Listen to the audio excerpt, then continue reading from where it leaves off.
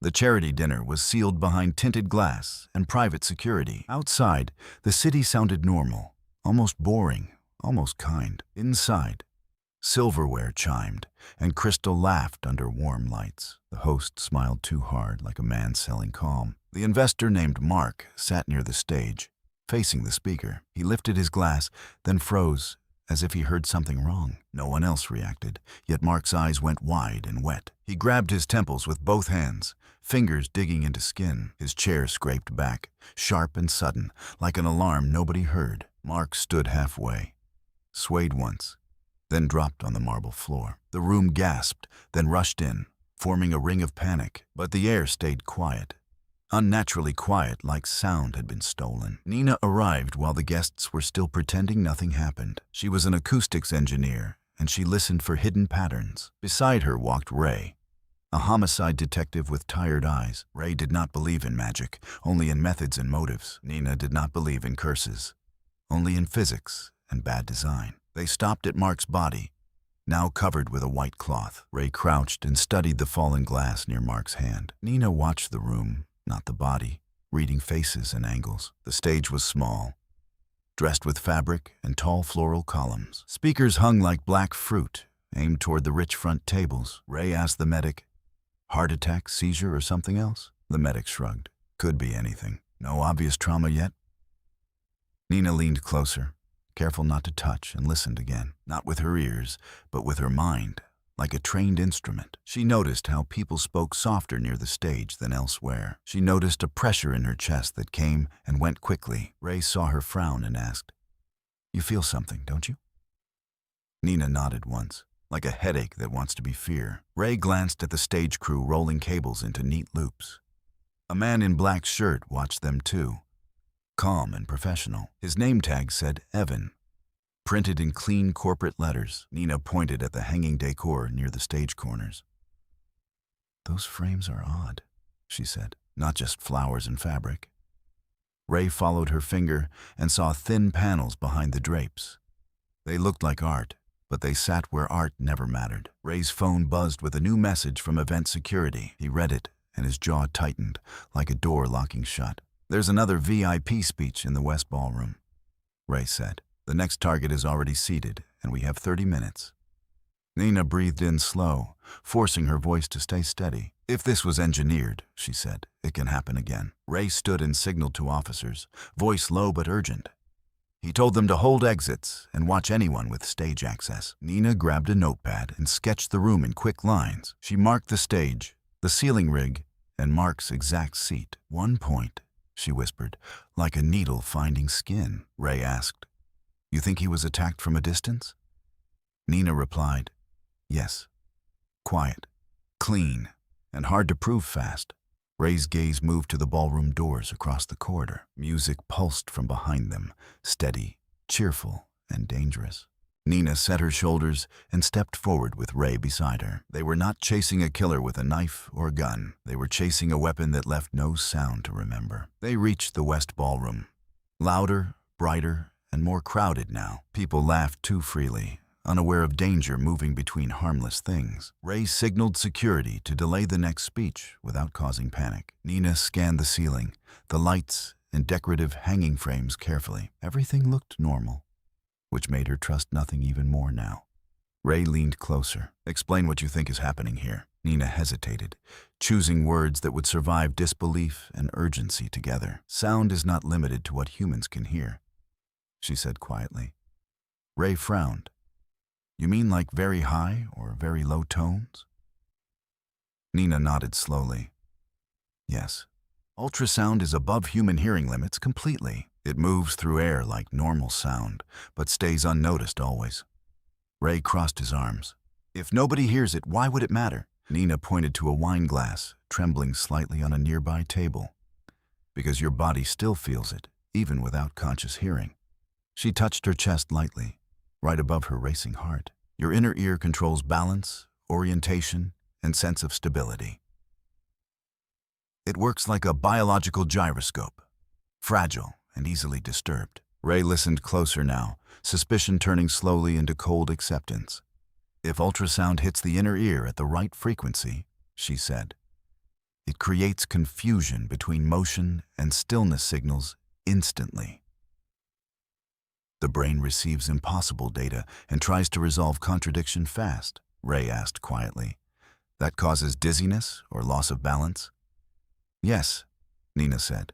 Also panic, nausea, and sudden loss of control. She pointed at the marble floor, smooth and dangerously unforgiving below, and hard surfaces. One fall can become immediately fatal sometimes. Ray imagined Mark collapsing, helpless against an invisible, precise force. Nina continued, voice calm, but her eyes sharp with urgency now. The effect is strongest at very specific locations in space. Like a spotlight, but made of pressure instead of light waves. Ray looked around at the crowded room with new fear rising. You're saying someone aimed this at exactly one person here? Nina nodded. Yes, that is why others remained completely unaffected. She grabbed a metal serving tray and held it steady carefully. Korvelt sound waves reflect, combine, and interfere with each other constantly. In some spots, they cancel. In others, they amplify dangerously. She moved the tray slowly, watching its tiny vibration patterns change. Imagine two invisible beams crossing at one exact point precisely. At that crossing, energy concentrates enough to disturb human balance. Ray swallowed. And everywhere else, nothing happens at all? Exactly, Nina said. It leaves almost no trace behind later. Ray glanced toward the stage, where workers adjusted harmless-looking decor. He saw frames, speakers, and cables forming a quiet, hidden network. This could be staged using normal event equipment, Ray realized. Nina nodded. A decor hides technology better than locked equipment cases. Ray asked the question he feared most deeply inside now. Could this kill someone without leaving forensic evidence behind later? Nina answered slowly, each word heavy with technical truth and consequence. It cannot stop the heart directly, but causes fatal mistakes. Falls, collisions, panic-driven movements, fatal errors in seconds. Ray looked at the VIP guest seated near the new stage. The man smiled, unaware he might already stand inside a weapon. Nina's voice dropped to almost nothing, heavy with urgent certainty. If the device activates again, he may never understand why. Ray reached for his radio, heart pounding faster than logic allowed. They were not hunting noise. They were hunting perfect silence. Ray pushed through the curtains and stepped behind the west stage. The noise of the ballroom softened into a nervous, distant hum. Here, cables lay in clean lines, like veins under artificial skin. Nina walked beside him, eyes scanning every mounted object carefully. She ignored the obvious speakers and focused on hidden structural points. Decorative columns stood tall, wrapped in expensive white fabric layers. They looked light, fragile, purely aesthetic, and emotionally meaningless. Nina reached out and pressed gently against one hidden support. It did not move like foam or hollow plastic should move. It felt dense, anchored, heavier than decoration ever needed here. She pulled back the fabric edge slightly and saw metal brackets, clean screws bit deep into the stage's reinforced wooden spine. These are load mounts, Nina whispered, voice tight with certainty. Yeah, decor never needs mounts strong enough to resist vibration forces. Ray crouched lower and examined faint marks around each anchor point. Scratches circled outward, like something had been adjusted many times, not installed once, but calibrated with obsessive mechanical precision repeatedly. Ray stood slowly, mind assembling motive from quiet physical evidence. If we report this now, they'll still call heart failure. Nina nodded grimly. Without timing proof, it stays circumstantial forever. Ray looked back toward the ballroom, frustration rising like heat. A silent weapon left nothing simple for courts or juries. They needed more than suspicion. They needed undeniable demonstration fast. Nina moved toward the center of the stage and stopped suddenly. She closed her eyes, sensing geometry more than seeing physical structure. Ray watched her carefully, trusting instincts he barely understood fully. She stepped left, then right, measuring distance with careful foot placement. Her hand hovered in the air, mapping invisible pressure relationships silently. She stopped and pointed toward a specific chair near front seating. There, she said quietly. That exact position carries maximum energy. Ray looked at the chair, perfectly ordinary and deeply dangerous now. "What makes you so sure?" he asked, voice barely above breath. Nina walked toward the chair and stood beside its polished surface. She placed her palm flat in empty space above the seat. The interference pattern would converge exactly at head level here. Ray imagined invisible waves colliding, multiplying into something physically violent. Nina stepped back slowly, leaving the chair looking harmless again. "If Mark sat here, the beam explains his sudden collapse." Ray frowned. "But random equipment cannot create precise intersections accidentally." Nina nodded once. "That destroys the accident theory completely now." She pointed back at the anchored decorative column behind them. "How that mount defines one emitter position with calculated precision exactly." She turned and pointed toward another column across the stage. "That second mount completes the intersection geometry perfectly here." Ray's jaw tightened. Someone designed this space like a weapon. Not a tool, not equipment. A weapon disguised as beauty. His radio crackled softly with routine security chatter nearby. Routine. Normal. Completely blind to extraordinary danger hiding inside decor. Ray turned back toward Nina, urgency replacing disbelief entirely now. "Who installed these structures?" he asked, voice sharp with focus. Nina pointed toward a small printed label on metal bracket. "It listed an event production company with technical installation credentials." Ray called security immediately and requested contractor identification records urgently. Minutes later, a guard returned with digital access badge logs. One name appeared repeatedly near both ballrooms and technical access points. Evan. Ray remembered the calm man watching cables earlier tonight silently.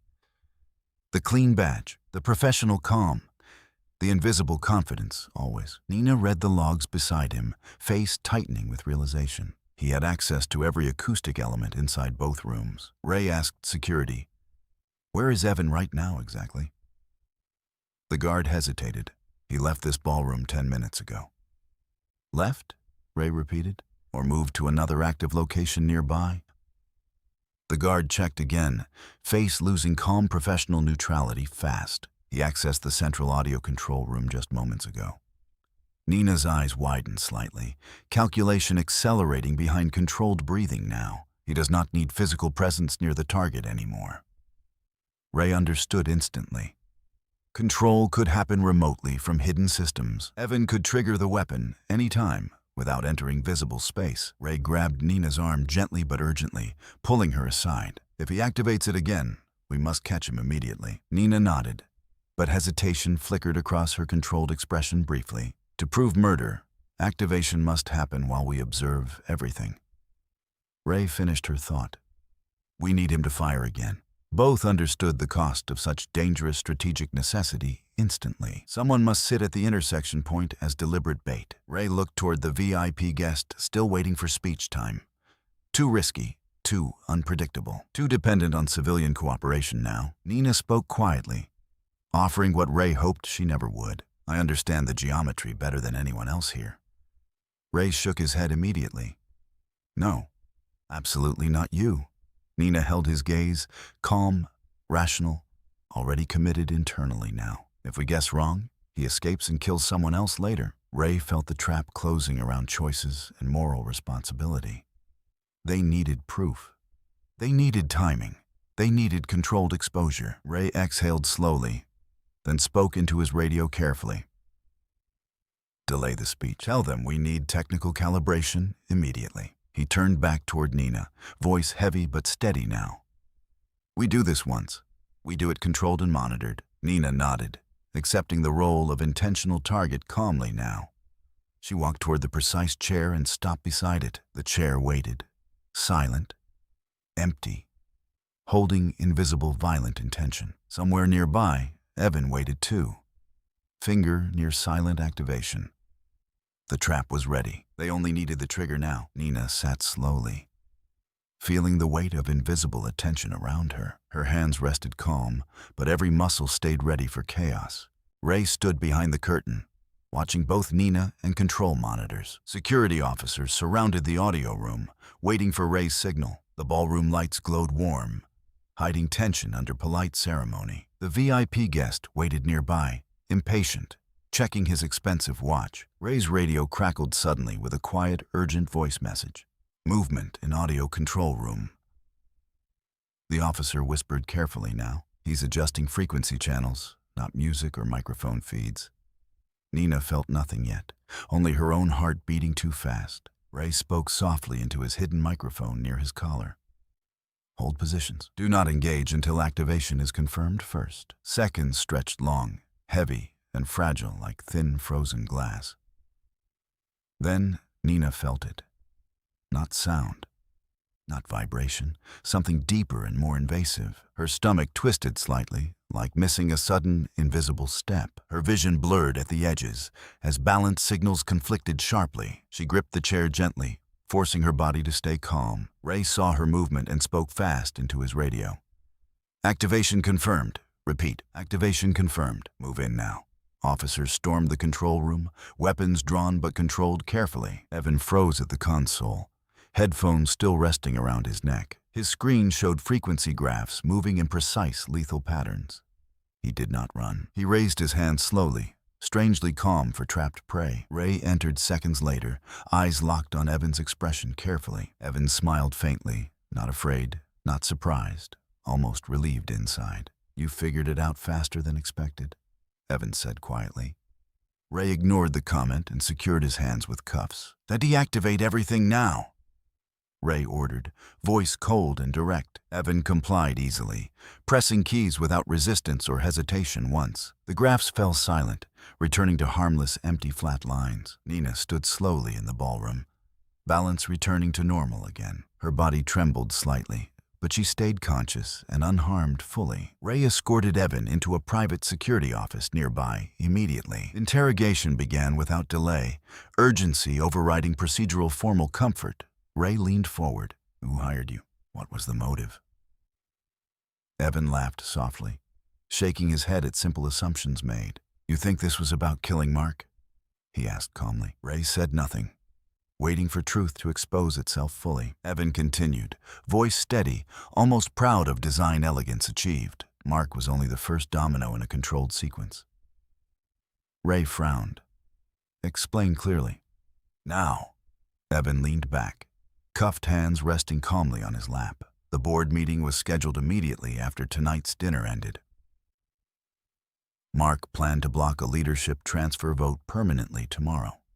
Ray understood slowly, anger mixing with reluctant professional admiration inside. So panic removes resistance faster than negotiation ever could. Evan nodded. Fear accelerates decision-making beyond rational opposition limits. Ray realized the real weapon was not ultrasound alone tonight. It was panic. It was timing. It was human instinct overriding logic and procedure entirely now. Evan spoke again, voice empty of regret or moral hesitation. The second activation would target another opposing board member tonight. Two sudden collapses create urgency impossible to ignore anymore. Ray finished the thought aloud, voice heavy with grim clarity. The board signs anything to regain control and stop deaths. Evan smiled faintly, confirming everything without needing further explanation now. Murder was not the objective, Evan said quietly at last. Control was. Ray stared at Evan, seeing the larger shape behind smaller actions. This was never about one death, but controlled institutional takeover. Who ordered this? Ray asked, voice low and sharp now. Evan stayed silent for several seconds, measuring consequences carefully inside. You already know, Evan said finally. Follow the emergency meeting. Ray's mind moved fast, assembling patterns from fragmented corporate behavior. The board meeting was already beginning in a secure conference room. Panic created urgency. Urgency created compliance. Compliance created control. Ray grabbed his radio and called for immediate executive floor lockdown. No one enters or exits without direct law enforcement authorization. Nina joined him, face pale but mind sharp and focus still. They will push the vote while fear remains strongest, she said. They must believe the weapon still threatens them right now. Ray nodded. Then we remove that belief publicly and fast. He pulled Evan toward the conference floor under heavy escort now. Board members sat around a long, polished table, tension thick everywhere. Some looked angry, others looked afraid. All looked deeply vulnerable. A man named Victor stood near the head chair, speaking calmly. His voice carried authority shaped by years of practiced leadership control. Safety requires decisive leadership changes tonight, Victor told the board. Ray entered loudly, breaking Victor's rhythm and emotional momentum instantly. This meeting is suspended, Ray announced, voice cutting through panic. Victor turned slowly, expression frozen between anger and calculation now. On what authority? Victor asked, calm but dangerously defensive inside. Ray pushed Evan forward, letting truth stand in visible human form. This authority, Ray said simply, watching Victor's reaction carefully now. Victor's calm cracked slightly, just enough to expose hidden truth inside. Nina stepped forward, addressing the board with steady scientific clarity. The attacks were engineered using directional ultrasonic interference patterns precisely. They targeted specific seats, not random individuals or environments here. Board members exchanged shocked looks, fear shifting into focused realization now. The weapon is disabled, Nina said clearly, removing panic's leverage. Victor spoke quickly. This is speculation, emotional confusion and coincidence. Evan laughed quietly, ending Victor's last fragile defensive illusion instantly. You approved every equipment request yourself, Evan said calmly aloud. Silence fell hard across the polished table and expensive room. Victor said nothing. Silence became confession louder than spoken denial now. Officers moved forward and secured Victor beside Evan carefully together. The board watched power shift in real time before their eyes. Fear loosened its grip, replaced by anger and sober clarity slowly. Later, outside, city noise returned like reality reclaiming its territory. Ray stood beside Nina under cold streetlights and early morning air. You saved more than lives tonight, Ray said quietly, grateful inside. Nina shook her head slightly. I only explained invisible physics truth. Ray smiled faintly. Truth needs someone brave enough to speak it. Weeks later, Nina received official credentials granting federal investigative authority. Her work became essential, not optional, in modern criminal investigation now. Sound remained invisible, but no longer beyond human understanding or defense. Some weapons leave wounds. Others leave silence and irreversible decisions. Now, silence had someone listening carefully, ready to answer back.